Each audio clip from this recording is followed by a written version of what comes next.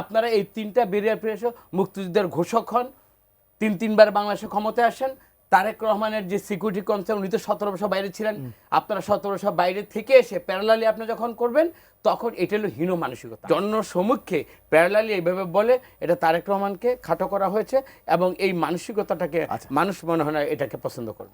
আমি জামাতের আমির শফিক সাহেবকে একটা শ্রদ্ধা রেখে বলি, তারেক রহমানের সিকিউরিটি কনসার্ন আর ওনার সিকিউরিটি কনসার্ন, তারেক রহমানের দল শহীদ প্রেসিডেন্ট জিয়াউর রহমান, বেগম খালেদা জিয়া, এবং আপনি দেখেন গ্রাজুয়ালি ওনাকে মৃত্যুবরণ করতে হয়েছে, জিয়াউর রহমানকে মেরে ফেলা হয়েছে, বেগম খালেদা জিয়াকে জীবিত মৃত মানে আমরা যেটা বলতাম আর কি, ওনাকে কিভাবে পয়জনিং করে মেরেছে না কিভাবে মেরেছে তার উত্তরসূরি জনাব তারেক রহমান। দীর্ঘদিন উনিও ষড়যন্ত্র শিকার বাইরে ছিলেন। এইটা হলো ওনার হিস্ট্রিক্যালি ওনার পারিবারিক ধারাবাহিকভাবে ওনার নেতৃত্ব। প্লাস আমি যদি বলি শহীদ প্রেসিডেন্ট জিয়াউর রহমানকে স্বাধীনতার ঘোষক, সম্মুখ সমরের একজন যোদ্ধা, তার সহধর্মিণী বাংলাদেশে গণতন্ত্রের সংগ্রাম করতে করতে উনি বাংলাদেশে তিনবারের ক্ষমতা আসীন ছিলেন।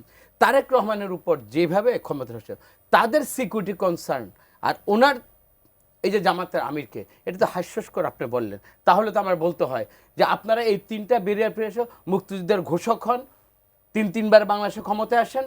তারেক রহমানের যে সিকিউরিটি কনসার্ন, উনি তো 17 বছর বাইরে ছিলেন, আপনারা 17 বছর বাইরে থেকে এসে প্যারালালি আপনি যখন করবেন তখন এটা হলো হীন মানসিকতা। আমি মনে করছি আপনি যদি গণতন্ত্রকে ভালোবাসেন, মিনিমাম শহীদ প্রেসিডেন্ট জিয়াউর রহমান, বেগম খালেদা জিয়া এবং তারেক রহমানের প্রতি মিনিমাম শ্রদ্ধাবোধ থাকতো।